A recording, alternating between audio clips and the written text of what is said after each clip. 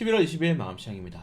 오늘 국내 증시는 누구도 예상하지 못한 강한 상승으로 마감을 했으며 특히 2차전지 종목들 그리고 최근에 과대 낙폭이 나온 엔터주들이 소폭 방등에 성공을 하게 되면서 시장의 회복이 좀 되었는데 일단 오늘은 명확한 재료가 없었어요. 사실은 2차전지 종목들이 많이 오르길래 리튬 가격이 좀 올랐나 하고 봤는데 리튬 가격은 계속 떨어지고 있습니다. 예, 떨어지고 있고 그리고 테슬라라든가 뭐 리비안, 루시드, 뭐 GM, 포드 여기서 추가적으로 정제 정책이 나온 것도 아니에요. 물론 테슬라 같은 경우에는 이번에 미국과 중국의 정상회담 속에서 일론 머스크가 시진핑 주석 만나러 갔잖아요. 그 만남 이유였는지 모르겠지만은 원래 테슬라가 중국의 시내 몇 곳을 이제 군사적인 목적으로, 왜냐면 테슬라는 자율주행이니까 카메라로 찍지 않습니까? 이거를 원래 중단했다가 이걸 테슬라 규제를 많이 풀어줬다고 합니다. 테슬라가 다닐 수 있는 길이 많이 넓어졌다고 해요, 중국에서. 그래서 2000년 정도 때 좀 훈풍을 기대해 볼 수 있을까라고 있었지만은 이 정도로 탄력이 나올 줄 몰랐고, 제가 생각하는 기준은 에코프로 머티리얼 때문이다. 에코프로 머티가 오늘 우리가 상한가를 우리 공략했죠. 제가 어제부터 계속 공략을 하고 있습니다. 어제 금요일에도 공략하고 오늘 또다시 공략하고. 근데 이 에코프로 머티가 제가 나중에 올려드렸잖아요. 상한가를 찍었는데 매수 대기 자금이 700억이 들어왔었어. 700억이. 그 정도로 지금 투자자들이 에코프로 머티를 새로운 이제 에코프로라고 생각하는 겁니다. 왜냐면 에코프로 비싸거든. 보이시나요 이거? 700억이 들어왔어요. 100만 주고 들어왔다고. 그러니까 이제 투자자들은 이거 사고 싶어서 미치는 거야. 아, 우리 잘 샀다. 아무튼 이것 때문에 새롭게 주도주가 형성이 됐고 대형주가 상한가를 찍어버리니까 2차전지 정보들을 다 같이 끄고 올라가는 겁니다. 근데 물론 호재는 없어요. 호재는 없기 때문에 또 언제 롤러코스터 탈지 몰라. 근데 일단은 이 시장을 즐기겠다. 그래서 오늘의 단기적인 반등은 뭐 기술적인 반등 아니면 패시브 자금이 유입될 수도 있다고 볼 수 있는데 제가 생각하기에는 에코프로 머티 때문에 전체적인 2차전 종목들이 크게 올라가지 않았나, 이 정도까지만 보시면 될 것 같습니다. 더 이상 확대 해석을 할 필요가 없어요. 이번 주 미국 특별한 일정이 없어서 또 갑자기 내일 1% 떨어질 수도 있는 게 국내 증시예요. 그래서 너무 뭐 긍정적으로 보지도 않고 부정적으로 보지도 않지만 오늘의 시장은 좀 기분은 좋을 수 있다, 이렇게 생각하시면 될 것 같고, 그리고 상해종합, 항생, 대만 전부 다 지수가 오르게 되면서 이거 제가 죄송합니다. 이거 제가 반대로 했네요. 이거 두 개를 반대로 했네요. 하면서 전체적인 시장이 크게 탄력이 나왔다는 점들, 그걸 제외하고는 사실은 이번 주에 엔비디아 발표, 요 실적 발표가 가장 중요한 포인트지 않나, 저는 그렇게 생각이 됩니다. 엔비디아 발표가 이제 미국 증시가 상반기에는 뭘로 올렸습니까? 챗 GPT, 그리고 하반기에는 인공지능에 대한 기대감으로 올랐거든요. 인공지능에 적용할 수 있는 산업이 워낙 무궁무진하기 때문에 거기에 대한 기대감은 올랐는데, 일단 엔비디아의 실적이 지금은 좋게 나와도 좀 문제고 안 좋게 나오길 바라는 분들도 있어요. 좀 이제 엇갈리고 있죠. 좋게 나오는 분들은 이게 계속적으로 지수를 성장이 될 거기 때문에, 특히 엔비디아 같은 경우에는 지금 PER이 엄청나게 높습니다. 근데 그 실적을 계속 1분기, 2분기, 3분기 다 깨우면서 도달을 하고 있어요. 그래서 이번 3분기에도 실적이 좋게 나오게 된다면은 4분기에도 실적을 가이던스를 굉장히 높게 잡을 거고 그거를 해낼 거다라고 지금 투자자들이 생각하고 있는 거고, 이제 다운론 좀 떨어졌으면 하시는 분들 같은 경우에는 아무리 성장주라고 하지만은 GPU가 너무 올랐다. 지금 신고가잖아요. 지금 바닥에서 엔비디아가 400% 올랐다. 400%? 올해만 400% 이상 올랐는데 너무 많이 올랐고, 그 PER을 어디서 더 채울 것이냐, 이거 계속 가다가는 거품 터져서, 엔비디아가 거품이 터져서 떨어지는 순간 다른 종목들이 다 박살날 수 있기 때문에 엔비디아가 좀 단기적으로 조정이 나오면서, 우리가 건강한 조정이 나오죠. 건강한 조정이 나오면서 다른 종목들에 대한 투자를 좀 분산하는 것도 나쁘지 않다.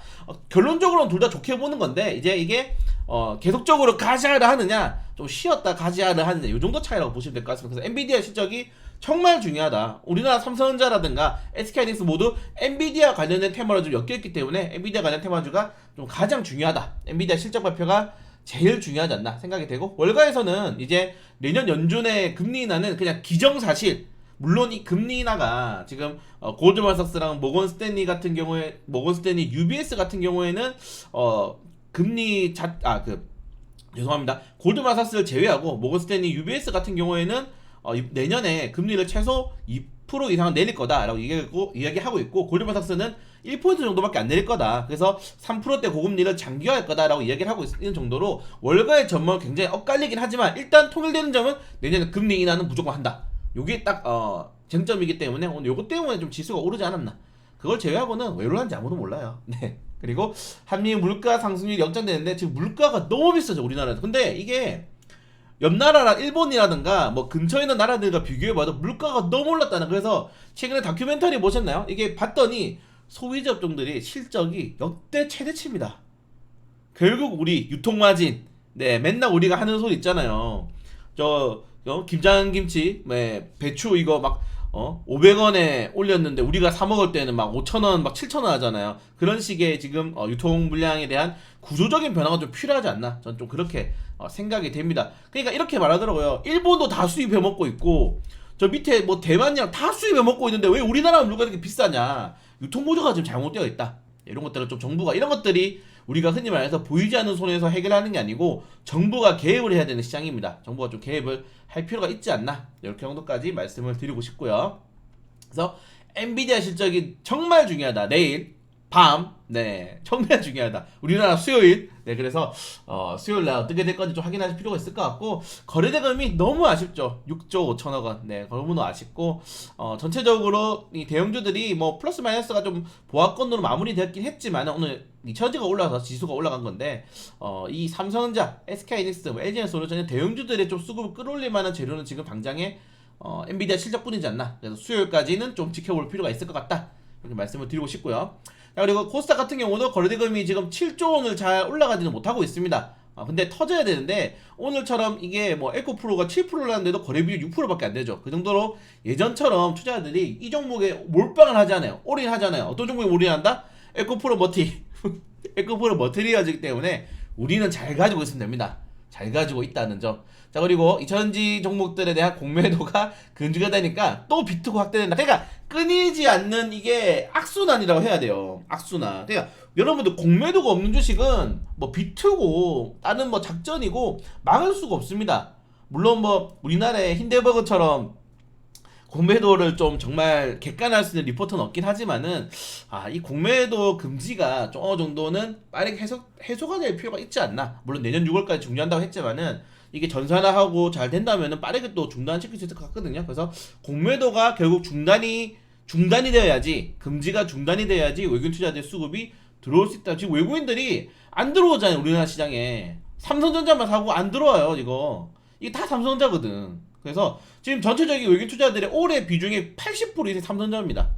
이게 너무 기울어졌죠 이게 시장 자체 수급이. 그래서 다른 종목들 정말 좋은 종목들도 돈을 많이 버는 종목들도 외국인 투자들이 안 사요 지금 우리나라 시장에서는. 그런 것들이 좀 문제가 될 수 있다는 점들도 체크하시면 될 것 같습니다.